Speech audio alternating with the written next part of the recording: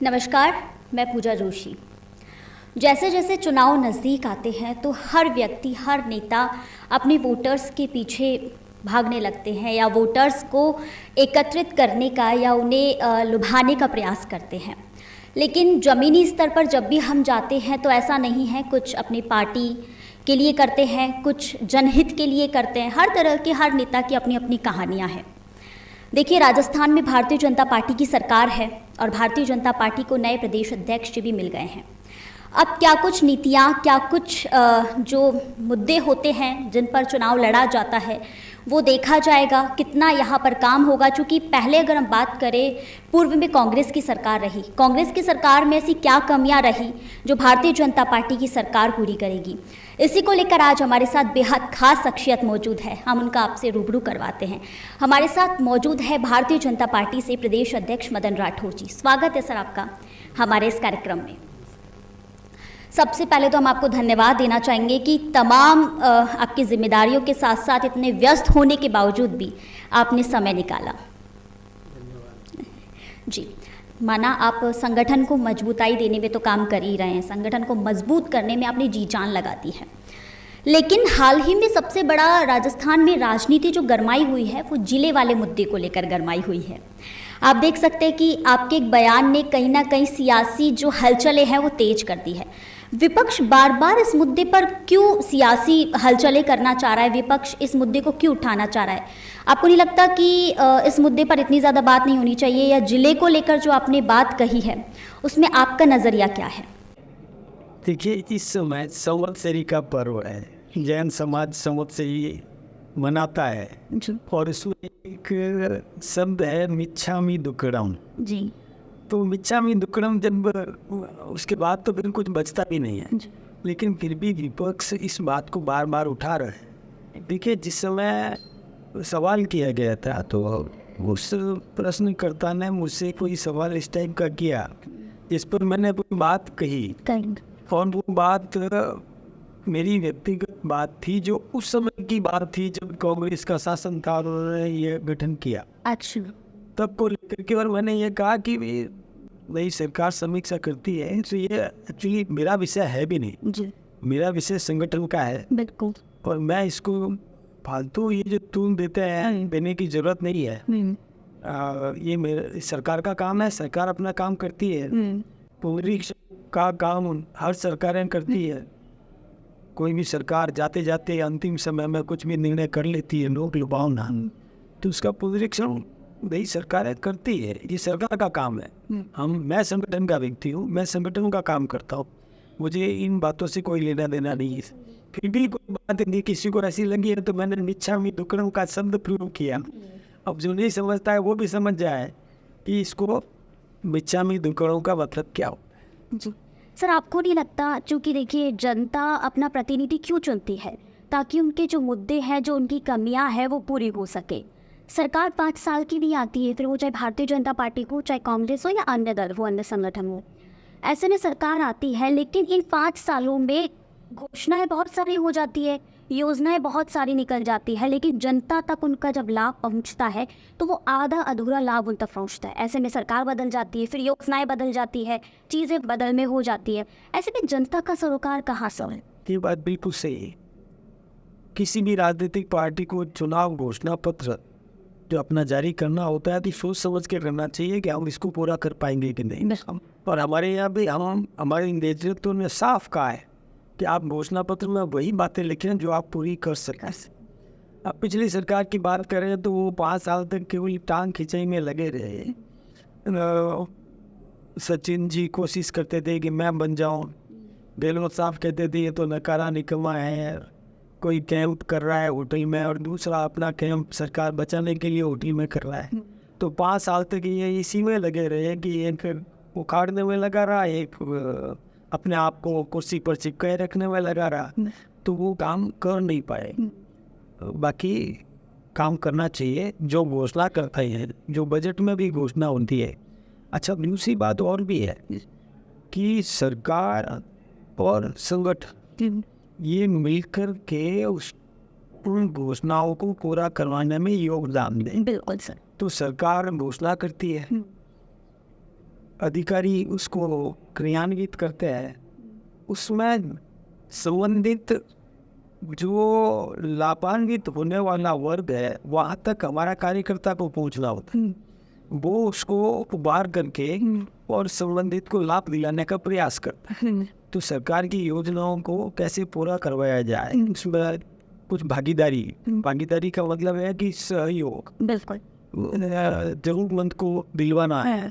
तो उसको चिन्हित करके, उसका नामकरण करवा करके, उसको लिस्टेंड करवा करके, फिर उसको बता दें कि आप इस प्रकार से ये लाभ ले सकते हैं। तो ये हमारे कार्यकर्ता करता है। उसमें जनता में अभी इतनी जागरूकता नहीं है कि वो खुद ही समझ जाए कि वह कहाँ मेरी वो कौन सी योजना का लाभ मुझे मिल सकता है। तो हमारा कार्यकर्ता उसको मदद करना है, कहीं जाके पूरी होती। इसी के साथ सर, हर एक नेता की अपनी एक छवि होती है, और जब कभी भी राजनीति की बात आ जाती है तो बयानबाजी, विवाद, ये सब सामने आ जाता है। व्यक्ति के जहन में एक ही सवाल होता है, यार राजनेता है मतलब छलिया कपटी, वो वाली सारी चीज़ें सामने आ जाती है। लेकिन मैंने ही नहीं, आपके समर्थक, आपके कार्यकर्ता और आम जनता भी वो देखती आ रही है। आप प्रदेश अध्यक्ष बने उससे पहले भी जनता के बीच सक्रिय थे, अपने क्षेत्र में भी आपने बहुत काम करवाए। इसके साथ साथ एक राजनेता की इतनी स्वच्छ छवि, और सबसे बड़ी बात उसकी बातों में उसमें कोमलता झलकना। तो ये छवि, ये सारी चीज़ें आपके अंदर कहाँ से आई? जनता का ये सवाल है। पहले तो मैं धन्यवाद देना चाहूँगा कि आपने मुझ में ऐसा नहीं सर आया। मैं तो ये बात कहूँगा कि ये एक्चुअली मैं बचपन से संघ का स्वयंसेवक रहा हूँ, राष्ट्रीय स्वयंसेवक संघ का स्वयंसेवक रहा। तो हमें वहाँ इस प्रकार के संस्कार मिले मुझे कि हमको सद्व्यवहार सबके साथ रखना, विरोधी के साथ भी किया। हम विरोधी को दुश्मन नहीं बनाते, हम विरोधी के साथ में आपस में, मतलब आज हमारा विरोध कर रहा है वो प्रबल विरोधी है, प्रबलतम विरोधी है। क्यों है कि उसको हमारे बारे में जानकारी नहीं है, जानकारी का अभाव है, इसलिए विरोधी है। धीरे धीरे हमारे व्यवहार को समझेगा तो उसकी धार बोटी होगी, विरोध की धार बोटी होगी। फिर हमारा व्यवहार और हमारे कार्य प्रणाली से और नज़दीकी आएगी तो वो धार क्या, वो थोड़ा बहुत समर्थन की तरफ झुकेगा भी। तो ऐसा करते करते हमारे आदरणीय दीनदयाल जी उपाध्याय ने लिखा कि आज हमारा जो विरोधी है हमारे व्यवहार से, हमारे कार्य प्रणाली से, स्वभाव से वो ऐसा बने कि वो हमारा कुछ धीरे धीरे समर्थक बने। आज हमारा समर्थक कल हमारा मतदाता बने, आज हमारा मतदाता कल हमारा कार्यकर्ता बने। हमारी सोच ये रहती है, हम कभी भी दुश्मन तैयार नहीं करें। और यही कारण है कि कांग्रेस में भी कई लोग मेरे मित्र हैं, और मैं आज भी मानता हूँ कि आज वो थोड़े मित्र हैं, कल हो सकता है समर्थक भी बन जाए। बिल्कुल सही है। तो अच्छा है ना, हमारे लिए तो लाभ की बात है, हमारी पूंजी बढ़ती है। जाहिर सी बात है कि शत्रु होते हैं तो मित्रता भी होती है, अपनत्व होता है तो कहीं ना कहीं थोड़ी बहुत क्रूरता भी होती है। हर तरह के अलग अलग व्यक्ति है, लेकिन आपकी छवि को आपने दर्शाया, जनता तक ये मैसेज पहुंचा। साथ ही सर, जिस प्रकार हम राजनीति की बात कर रहे थे, राजस्थान में विधानसभा चुनाव हुए। राजस्थान में भारतीय जनता पार्टी का 25 की 25 विधानसभा सीट लाने का एक मिशन था या सपना था। यूँ कह सकते हैं कि प्रधानमंत्री नरेंद्र मोदी की जो छवि थी या जो उनका जादू, जिस तरीके से कहा जाता है उनके जादू चल गया, लेकिन उनका जादू क्या वाकई कायम रहा है या आगे रहेगा? क्योंकि भारतीय जनता पार्टी के पास एक सबसे बड़ा जो चेहरा है वो प्रधानमंत्री नरेंद्र मोदी जी है। उनका जादू कितना आगे भी चलने वाला है, क्योंकि अभी हरियाणा भी चुनाव है, जम्मू कश्मीर भी चुनाव है, कितना जादू चल? पहली बात तो ये है कि गहलोत जी का जादू चला नहीं है, वो आज बहुत ज़्यादा खुश हो रहे हैं। ये एक होता है कि कई बार किसी विद्यार्थी को ये उम्मीद होती है कि मुझे पास होना है और या डिस्टिंक्शन लाना है, ऐसा कोई उम्मीद होती है, और वो यदि कुछ नंबर अच्छे ले आए वो खुश हो जाता है। हम लोग में से नहीं है। तो मैं तो गहलोत जी का जादू चला हूँ, ना कोई वो इतनी सीटें ला पाए। उनकी राजस्थान में केवल 8 सीटें आई है लोकसभा की, 3 तो गठजोड़ में गई है। जो एक अमराराम जी समझौते में कॉमरेड हैं और वो समझौते में कांग्रेस के साथ में गठजोड़ करके, बेनीवाल जी है जो कांग्रेस के सहयोग से आए, और एक राजकुमार जी है वो कांग्रेस के सहयोग से आए। कांग्रेस ने 8 सीटें जीती, वो अपनी पीठ थपथपा रहे हैं तो खुश रहे, कोई दिक्कत नहीं। हमें दुख इस बात का है कि हम 25 की 25 जीतना चाहते थे, हम 14 जीत पाए। हमें इसकी दुख तो ही है, ये होता है, कोई बात नहीं है। आप संभलेंगे, संभल गए, जो सुधार करने हैं सुधार भी किए। अब हम अपने आप को संभाल लिया है, तैयार है। इसके साथ सर मुझे लगता है कि पत्रकार और एक ज्योतिष दोनों की कहीं ना कहीं मेलजोल होता है। पूछो कैसे? वो इसलिए चूँकि होता क्या है, एक पत्रकार नेता के रुझान से, उसके रुख से और जो चर्चाएं होती है उसके हिसाब से माहौल को भाप लेता है। एक ज्योतिष नक्षत्र के हिसाब से गुण नक्षत्र मिला करके सारी चीज़ों को देखता है। तो मुझे लगता है दोनों की कहीं ना कहीं भूमिका एक जैसी होती है। अब ऐसे में आप राजस्थान का गुणा भाव कैसे देखते हैं? राजस्थान में चूँकि उपचुनाव होने हैं, उनमें आपका गुणा भाव क्या दिखता है? ऐसे तो देखिए, ज्योतिष से पूछूंगा, या आपने कहा है कि वही पत्रकार तो मेरे सामने है, ठीक है। अब ज्योतिष मेरे सामने है नहीं। लेकिन मैं एक बात आपको बताऊं, हम अपने काम करने के तरीके पर भरोसा कर, हम जन अपेक्षाओं के अनुरूप अपना कार्य प्रणाली बने, हम उस पर भरोसा करते, हम विकास पर भरोसा करते। हमारे नेतृत्व ने जो बजट दिए हैं, हम उस पर भरोसा कर रहे हैं। तुम्हारे विकास के काम जो कुछ भी जनता में किए, वो उस पर भरोसा करते हैं। हम जो विपक्षी यानी कांग्रेस ने जो भ्रम फैलाए, उसको मिटाने का ये प्रयास कर रहे हैं कि वो भ्रमित करने का उन्होंने काम किया है। ये जनता को ये सावधान करना चाहते हैं। तो हम उस पर हमें भरोसा है कि जनता हमें आशीर्वाद देगी और हम सफल। राजस्थान में हमेशा विपक्ष एक बात को लेकर कुछ मुद्दों को लेकर हमलावर रहता है, जैसे महंगाई, बेरोजगारी, और आप देख सकते हैं कि केंद्र में भी हमारी बीजेपी की सरकार है। ऐसे में महंगाई और बेरोजगारी जो ये मुद्दे हैं, उन पर कैसे हमारी सरकार काम करेगी? देखिए, महंगाई को हमने कुछ करने की कोशिश की, हमने रोकने की पूरी मदद। आप देखिए, पेट्रोल डीजल उसको सस्ता किया है, गैस के सिलेंडर सस्ते किए, हमने MSP बढ़ाई है, मिनिमम सपोर्ट प्राइस बढ़ाया है। हमने ये कोशिश की है कि हम आम व्यक्ति का जीवन स्तर ऊंचा उठाए, उसकी योजना बनाई है। तो मुझे नहीं लगता कि महंगाई बढ़ी है। अभी महंगाई पूरी तरह से काबू में है, कंट्रोल में है। हमारी GDP भी बढ़ी है, मुद्रास्फीति में गिरावट आई है। तो कुल मिलाकर के मुझे तो नहीं लगता कि कहीं ऐसी महंगाई बढ़ी है। हम अंकुश लगा रहे हैं, खाद्य सामग्री पर भी हमने पूरा ध्यान दिया है, उत्पादन क्षेत्र में भी हमने पूरी कोशिश की है। ज़्यादातर लोगों को प्रभावित करती है खाद्य सामग्री है, या दैनिक जीवन में उपयोग में आने वाली वस्तु ये महंगी यदि हो जाए तो महंगाई बढ़ने का माना जाता है। लेकिन ऐसा कुछ ही नहीं हुआ। अभी इन दिनों में कोई महंगाई नहीं बढ़ी है, वही व्यवस्थाएं है, उल्टा फायदा मिला है व्यक्ति को अपने दैनिक उपयोग में। जो चीज़ें उसके आती, जैसे डीजल आता है जी, पेट्रोल आता है, रसोई गैस में वो होती है, फिर सब्जियां हैं, अन्न है, खाद्यान्न है। कि खाद्यान्न में तो जो अभी श्री अन्न का जो उपयोग बढ़ा है, तो मैं सोचता हूँ कि उसमें कहीं कोई नुकसान नहीं। सर, एक मेरा व्यक्तिगत सवाल है जो मेरे जहान में है। अगर मैं आपसे कहूँ कि हम जयपुर को स्मार्ट सिटी बनाएं, तो आपका नज़रिया क्या होगा? आपके हिसाब से स्मार्ट सिटी हम कैसे जयपुर को बना सकते? निश्चित रूप से स्मार्ट सिटी बनना चाहिए। और हमने तो देखी ये स्मार्ट सिटी का जो प्लानिंग है, सबसे पहले मोदी जी ने दी है। सांसद आदर्श ग्राम, एक एक सांसद को पाबंद किया कि आप कोई गांव चिन्हित करें 1 वर्ष के लिए, अगले वर्ष दूसरा गांव चिन्हित करें, और उस गांव को इतना अच्छा बना ले कि अपना योजनाओं का लाभ उस गांव में मिल जाए, विकास उस गांव में हो जाए, गली गली की सड़कें बन जाए, ड्रेनेज सुव्यवस्थित हो जाए, आवागमन सुलभ हो। ये सारे जो है ना, वो सड़कें तक दी हमारे। देखिए, अटल बिहारी वाजपेयी जी ने दी थी प्रधानमंत्री ग्राम सड़क योजना, गांव तक को सड़क से जोड़ने का काम। ये एक आदर्श व्यवस्था करी। इसी प्रकार से स्मार्ट सिटी के लिए भी जैसे जयपुर ऐसे जो चिन्हित किए गए, उनको फ्लाईओवर्स बनाने के लिए पैसा दिया, जाम नहीं बढ़े, मतलब ट्रैफिक जाम नहीं हो, इसकी व्यवस्था कैसे ठीक हो सकती है, इसके लिए कहाँ कहाँ बाईपास देना चाहिए, कहाँ किस प्रकार का अंडरपास और ब्रिज या कुछ भी देना चाहिए, ये योजना उस पर बनती है। उसको सौंदर्यीकरण कैसे करवाया जा सके, जैसे अपना गुलाबी न करे तो इसका कलर गुलाबी करने का, जगह जगह दीवारों पर कलर करने का, एक इसका आकर्षण बना रहे।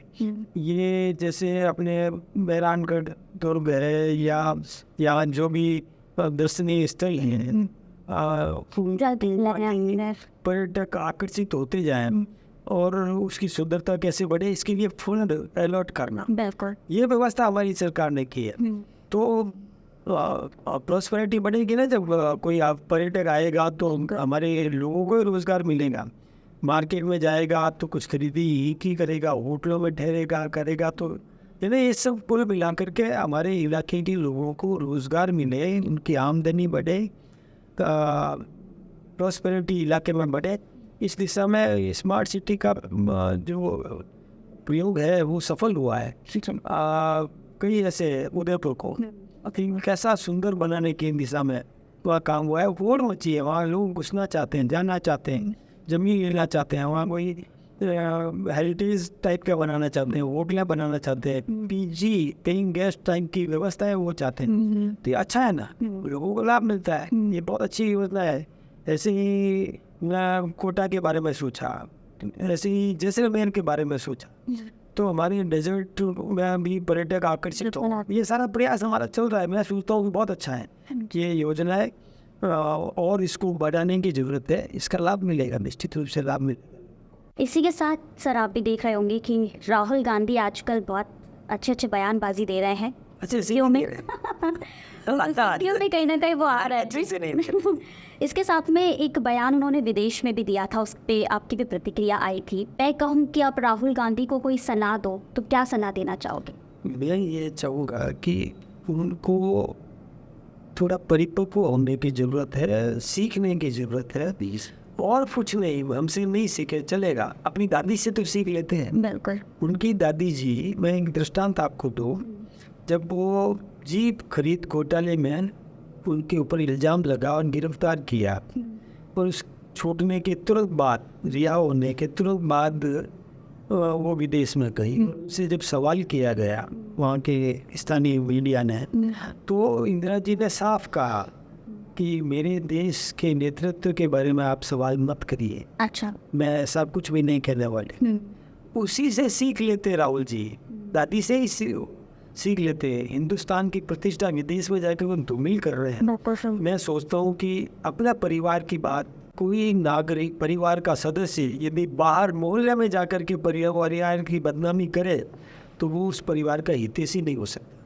तो इसी प्रकार से राहुल गांधी जी हिंदुस्तान के विपक्ष के नेता है, और वो विदेश में जाकर के और ऐसा वक्तव्य दे नेतृत्व के खिलाफ में, और खालिस्तान समर्थकों की भाषा वो बोले, अमेरिका में जाकर के हिंदुस्तान का विरोधी क्या नाम है उसका, उससे जो अमेरिका में रहता है उससे चर्चा करे, उससे गलबैयाँ करे।